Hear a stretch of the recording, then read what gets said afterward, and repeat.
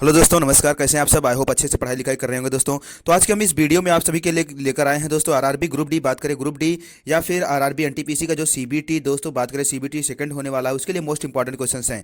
और आने वाले किसी भी एग्जाम्स की बात करें, एसएससी को, एसएससी ट्रिपल एससी की बात करें, यूपी ट्रिपल एससी की बात करें दोस्तों, उसके एग्जाम्स के लिए, या फिर यूपी पीसीएस, किसी भी एग्जाम्स के लिए जीके जीएस से रिलेटेड मोस्ट इंपॉर्टेंट क्वेश्चंस हैं। तो इसको देखिएगा जरूर, लास्ट तक जरूर देखिएगा। टॉप 25 क्वेश्चंस हैं। आई होप ये क्वेश्चंस आपके लिए आने वाले एग्जाम्स के लिए बहुत ही मोस्ट इंपॉर्टेंट साबित होंगे। तो वीडियो को लास्ट तक जरूर देखें। चलिए स्टार्ट करते हैं बिना देरी किए हुए, क्योंकि काफ़ी इंपॉर्टेंट और इंटरेस्टिंग क्वेश्चंस इसमें कंसीडर किए गए हैं। तो चलिए शुरू करते हैं दोस्तों। देख सकते हैं पहला क्वेश्चन में कह रहा है, भारत के राष्ट्रपति को पद से हटाने के लिए संसद द्वारा कौन सा प्रस्ताव पारित किया जाता है। अगर हम बात करें तो भारत के राष्ट्रपति को अगर आपको उसके पद से हटाना है तो कौन सा प्रस्ताव पारित किया जाएगा। ऑप्शन है कटौती प्रस्ताव, प्रतिबंध प्रस्ताव, या फिर महाभियोग, या फिर अविश्वास प्रस्ताव। तो दोस्तों याद रखिएगा, भारत के राष्ट्रपति को हटाने के लिए हम लोग कौन सा प्रस्ताव पारित करते हैं संसद में। ध्यान दीजिएगा, महाभियोग। ध्यान दीजिएगा दोस्तों, महाभियोग प्रस्ताव पारित किया जाएगा, जिससे इस ये क्या होगा, सांसद में, किसी भी सांसद में लाया जा सकता है महाभियोग। लेकिन इसके लिए कुछ इंपॉर्टेंट पॉइंट हैं। राष्ट्रपति को पुनः यानी महाभियोग लाने से पहले, ध्यान दीजिएगा, जिसे कहते हैं इम्पीचमेंट ऑफ राष्ट्रपति, इम्पीचमेंट कहते हैं दोस्तों। यानी महाभियोग का मतलब है इम्पीचमेंट, उस पर आरोप लगाना, यानी उसे हटाने के लिए। तो उससे पहले राष्ट्रपति को सूचित किया जाता है। कितने दिनों पहले? 14 दिन पहले। ध्यान दीजिएगा, ये बहुत ही इंपॉर्टेंट है। 14 दिन पहले, डेज 14 दिन पहले राष्ट्रपति को सूचित किया जाता है कि हम आपके खिलाफ महाभियोग लाने वाले हैं। याद रखिएगा, मोस्ट इंपॉर्टेंट है। आई होप क्वेश्चंस आपको पसंद आएंगे, तो वीडियो को प्लीज लास्ट तक देखिएगा। चैनल को सब्सक्राइब नहीं किया है तो सब्सक्राइब जरूर कर लें। चलिए दूसरे क्वेश्चन पे आप देखते हैं दोस्तों दूसरा क्वेश्चन कह रहा है, स्कर्बी। आप सभी को पता होगा स्कर्बी रोग के बारे में। स्कर्बी रोग किस विटामिन की कमी के कारण होता है दोस्तों? तो याद रखिएगा, ऑप्शन है vitamin D, vitamin A, vitamin के, विटामिन सी। तो याद रखिएगा, कुछ विटामिन के अगर उनके डिजीज और उनके नाम क्या है, केमिकल नेम क्या है, वो भी आपको पता होना चाहिए। तो याद रखिएगा, स्कर्बी रोग जो होता है दोस्तों, विटामिन सी की कमी से होता है। याद रखिएगा, तो विटामिन सी की कमी से क्या होता है, स्कर्बी रोग होता है, विटामिन सी। ध्यान दीजिएगा, मोस्ट इंपॉर्टेंट है। वहीं विटामिन डी की कमी से आप जानते हैं रिटेक्स हो जाता है, यानी आपके स्किन में धब्बे हो जाते हैं। वो विटामिन डी यानी सूर्य की रोशनी से ठीक होता है। विटामिन ए जानते ही होंगे आप लोग, रतौंधी होता है। ध्यान दीजिएगा, विटामिन के आप में खून में बात कर सकते हैं, क्लोटिंग यानी खून का जब बहना यानी रुकने की, खून अगर कहीं चोट लग जाती है, खून बहना कुछ ही देर में रुक जाता है। किसकी वजह से? विटामिन के की वजह से। याद रखिएगा। चलिए देखते हैं आगे भी कुछ इंपॉर्टेंट क्वेश्चन हैं। निम्नलिखित में से कौन सा शब्द दोस्तों क्रेडिट से संबंधित नहीं है? क्रेडिट से संबंधित नहीं है। ऑप्शन है वित्त मंत्री की मुहर। ध्यान दीजिएगा। और संपार्विक्स है, या फिर आवश्यक है, या फिर अगला है ब्याज दर। तो याद रखिएगा, ब्याज दर जो है वो क्रेडिट से संबंधित नहीं है। याद रखिएगा, ब्याज दर जो है, ब्याज दर क्या है, किसी आपने जो कुछ भी जो पैसे लिए हैं उस पर जो ब्याज लगता है, जो इंटरेस्ट रेट होता है उससे है, वो क्रेडिट से नहीं, वो डेबिट से संबंधित होता है। याद रखिएगा। वहीं बात करें इंपॉर्टेंट क्वेश्चन है पीएच स्केल से रिलेटेड। ध्यान दीजिएगा, पीएच स्केल का उदासीन मान कितना होता है? उदासीन का मतलब ऐसी वैल्यू जिस पर क्या होता है, उसके बाद ध्यान दीजिए, उदासीन मतलब 7 जैसे होता है, ऐसी वैल्यू जिसके आप क्या करेंगे, एक बिल्कुल न्यूट्रल होगा। उदासीन का मतलब न्यूट्रल होता है। आप इस लेफ्ट साइड में जाएंगे तो पीएच यानी बात करें तो आपको एसिड मिलेगा, हाइगली एसिड मिलेगा, और राइट साइड में जाएंगे तो बेस मिलता जाएगा। यानी ध्यान दीजिएगा, तो कौन सी वैल्यू होती है जो उदासीन होती है? तो 7 के बराबर होती है। ध्यान दीजिए, 7 वैल्यू जो होती है उदासीन वैल्यू होती है। याद रखिएगा, मोस्ट इंपॉर्टेंट है।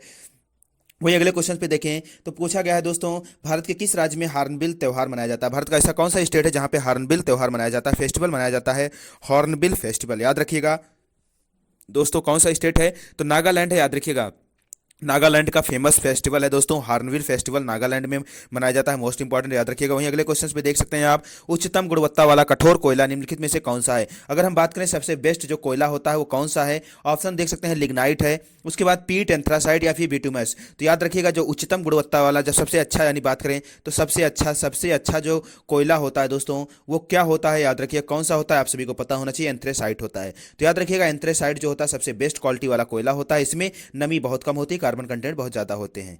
वही बात करें अगले क्वेश्चन में, निम्नलिखित में से ऐसी ऐतिहासिक घटनाओं का सही क्रमानुसार लगाएं। यानी दोस्तों, ये जो घटनाएं हुई हैं उनको आपको सही क्रम में सेट करना है। यानी कौन सी घटना कब हुई थी, इसको सही सीक्वेंस में आपको सीरीज में लगाना है। तो ध्यान दीजिए, ऑप्शन देख सकते हैं, नील की खेती, चंपारण सत्याग्रह। तो आप सभी को पता है, चंपारण सत्याग्रह 1916 में महात्मा गांधी जब महात्मा गांधी जी का पहला सत्याग्रह था। और असहयोग खिलाफत आंदोलन आप देख सकते हैं। उसके बाद रोलेट रोलेट एक्ट हुआ था, यानी रोलेट सत्याग्रह जिसे कह सकते हैं, या साइमन कमीशन, भारत के आगमन। तो 1928 में आप सभी को पता है साइमन कमीशन हुआ था। अगर असहयोग आंदोलन की बात करें 1922 में हुआ था। ध्यान दीजिएगा। और वहीं रोलेट एक्ट आया था 1919 में। ध्यान दीजिएगा। तो इंपॉर्टेंट आप इसे सेट कर सकते हैं। तो 1324 बिल्कुल ऑप्शन नंबर बी बिल्कुल करेक्ट है। ऑप्शन नंबर बी बिल्कुल करेक्ट है दोस्तों, याद रखिएगा, मोस्ट इंपॉर्टेंट है, ध्यान दीजिएगा। वहीं बात करें अगले क्वेश्चन में, देख सकते हैं निम्नलिखित में से किस उत्पाद पर शुल्क लगाया जा सकता है। ऐसा कौन सा उत्पाद है जिस पर शुल्क लगाया जाता है? किसी कंपनी का राजस्व, वस्तुओं एवं सेवाओं का आयात, या फिर वस्तु एवं सेवाओं का निर्यात, या फिर लास्ट ऑप्शन है निर्मित उत्पाद। तो याद रखिएगा वस्तु और जो आप निर्मित यानी जो चीजें बना रहे हैं, क्योंकि उससे ऊपर वाले में जो था, अगर आप निर्यात आयात कर रहे हैं उस पर नहीं, जो आप निर्मित कर रहे हैं, जो चीजें बना रहे हैं उस पर टैक्स लगा सकते हैं, ध्यान दीजिएगा। मोस्ट इंपॉर्टेंट था, तो ऑप्शन नंबर डी बिल्कुल करेक्ट है। क्वेश्चंस फिर से देख लीजिएगा दोस्तों, आई होप क्लियर ना हो पाया हो। निम्नलिखित में से पूछा जा रहा है, निम्नलिखित में से किस पर उत्पाद शुल्क यानी किस चीज पर उत्पाद लगाया जाता है? उत्पाद शुल्क तो आप जो प्रोड्यूस करेंगे उसी पर तो लगाएंगे, ध्यान दीजिएगा। तो किस पर लगाएंगे? निर्मित उत्पाद जो आप बना रहे हैं उस पर शुल्क लगाया जाएगा। वहीं अगले क्वेश्चन पे देख सकते हैं, अगला क्वेश्चन है केले का रंग। दोस्तों ध्यान दीजिए, केले का रंग भूरा क्यों होता है, क्यों हो जाता है, बताइए। ऑप्शन है दोस्तों, विस्फोनेटस केले में एंजाइम्स के साथ प्रक्रिया करता है, या फिर एक एंजाइम्स में शर्करा को स्टार्च में बदल देता है, या फिर एंजाइम्स यानी एंजाइम्स बोल सकते हैं, इसमें स्टार्च को शर्करा बदल देता है, या केले में मौजूद एंजाइम्स हवा के साथ अभिक्रिया करती है। तो याद रखिएगा दोस्तों, केले में मौजूद जो एंजाइम्स होते हैं वो हवा के साथ क्रिया करके केले किस कलर के हो जाते हैं दोस्तों? आप सभी को पता होना चाहिए, भूरे भूरे कलर के हो जाते हैं। वहीं अगले क्वेश्चन पे देखें तो आपको पूछा गया दोस्तों, सचिन तेंदुलकर ने किस देश के खिलाफ, ध्यान दीजिएगा मोस्ट इंपॉर्टेंट, कहां पे और किस देश के खिलाफ खेलते हुए अपना 100वां टेस्ट शतक लगाया था? दोस्तों ध्यान दीजिएगा, 100वां बात करें शतक लगाया था, अपना टेस्ट शतक यानी 100वां शतक था, उनकी सेंचुरी थी, चाहे टेस्ट हो वनडे सबको मिलाकर। तो किस कंट्री के खिलाफ? तो आप ध्यान दीजिएगा, शेरे बांग्ला स्टेडियम में दोस्तों बांग्लादेश के खिलाफ खेलते हुए सचिन तेंदुलकर ने अपना 100वां टेस्ट पूरा किया था। याद रखिएगा, 100वां टेस्ट पूरा किया था सचिन तेंदुलकर, मोस्ट इंपॉर्टेंट याद रखिएगा, शेरे बांग्ला स्टेडियम बांग्लादेश में। वहीं बात करें दोस्तों, शेरशाह सूरी द्वारा जारी किया गया चांदी का सिक्का क्या कहलाता था? दोस्तों जो शेरशाह सूरी ने चांदी का सिक्का जारी किया था उसको क्या कहते थे? ऑप्शन है टका दोस्तों, दिनार, मोहर, या फिर रुपया। तो याद रखिएगा, शेरशाह सूरी द्वारा जो चलाया गया सिक्का था दोस्तों, चांदी का सिक्का, उसको हम रुपया के नाम से ही बोलते हैं, जो आजकल हमारे यहाँ चलती है, तो रुपया के नाम से बोलते थे, याद रखिएगा, मोस्ट इंपॉर्टेंट है। वहीं बात करें दोस्तों, मलाला यूसुफ की जीवनी पर एक फिल्म बनी थी, उस फिल्म का नाम क्या है? आप सभी को बताना है दोस्तों। देख सकते हैं, ऑप्शन है फ्रीडा, द सोशल नेटवर्क, या गुल मकाई, या फिर द एविएटर। दोस्तों ध्यान दीजिएगा, गुल मकाई जो फिल्म है, गुल मकाई, याद रखिएगा दोस्तों, गुल मकाई जो फिल्म है, ये मलाला यूसुफ आप जानते हो पाकिस्तान की 19 साल की सबसे कम साल 16 साल की गर्ल्स लड़की थी, जिसको दोस्तों नोबेल प्राइज से सम्मानित किया गया था पीस के लिए, मोस्ट इंपॉर्टेंट था, याद रखिएगा। चलिए अगले क्वेश्चन पे देखते हैं दोस्तों, किस भारतीय राज्य में बांस की टपक सिंचाई व्यवस्था बहुत लंबे समय से प्रयोग की जाती है? दोस्तों ऐसा कौन सा इंडियन स्टेट है जहां पे टपक सिंचाई, ध्यान दीजिएगा दोस्तों, टपक सिंचाई व्यवस्था शुरू हुई है, यानी बहुत लंबे समय से चलती है? तो याद रखिएगा, ऑप्शन है दोस्तों मेघालय। याद रखिएगा, मेघालय में दोस्तों टपक सिंचाई चलती है, मोस्ट इंपॉर्टेंट, याद रखिएगा।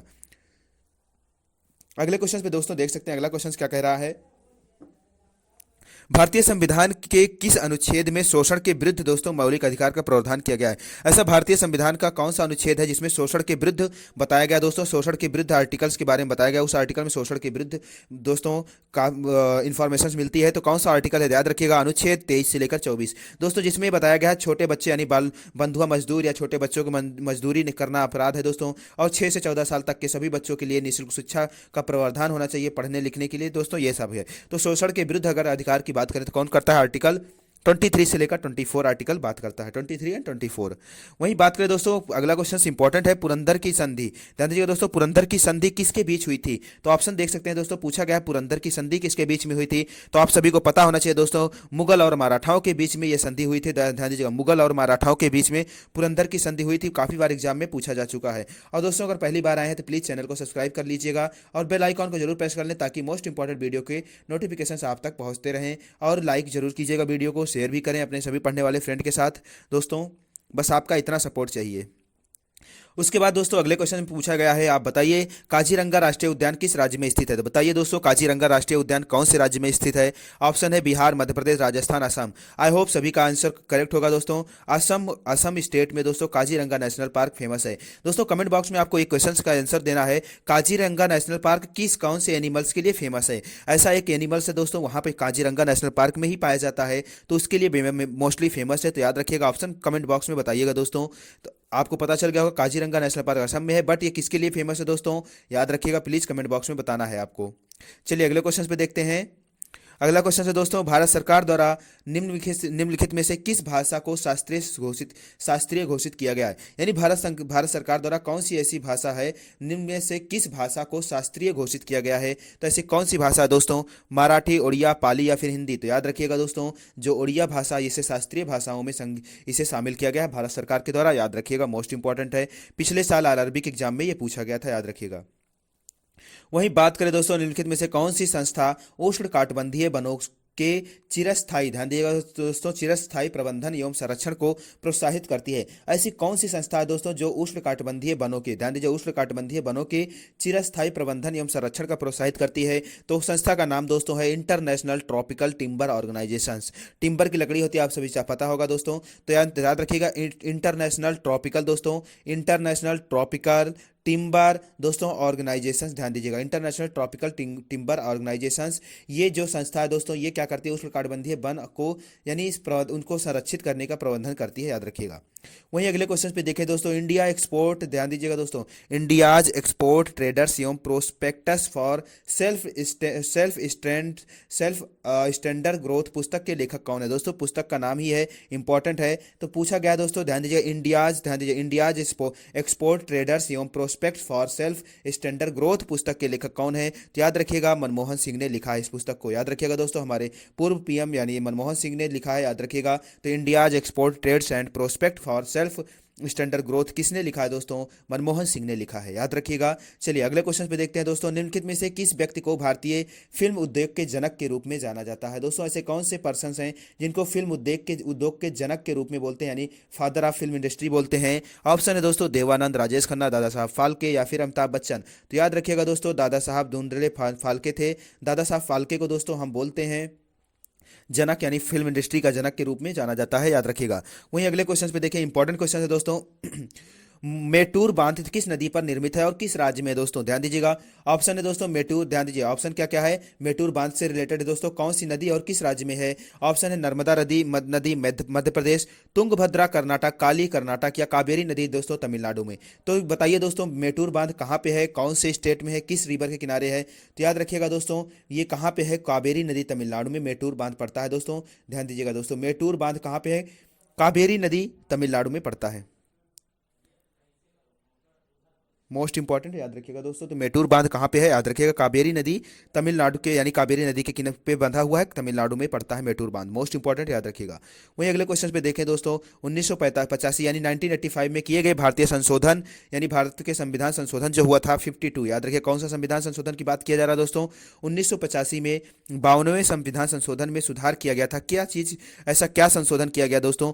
कर में वृद्धि के संबंध में एवं संघ एवं राज्य सूची में संशोधन, या फिर दोस्तों भारतीय गणराज्य सिक्किम में? तो याद रखिएगा दोस्तों, दल विरोधी कानून को शामिल किया गया था, यानी बात करें दल विरोधी कानून को शामिल किया गया था। अगर बात करें दोस्तों तो भाग कौन से, यानी बात करें तो 10th पार्ट में इसको शामिल किया गया था, ध्यान दीजिएगा, 10वीं अनुसूची में है। वहीं बात करें तो दल विरोधी कानून दोस्तों इंपॉर्टेंट ये है कि कौन से संविधान संशोधन में? तो 52वें संविधान संशोधन में इसके बारे में बात किया गया था, इंपॉर्टेंट है, याद रखिएगा।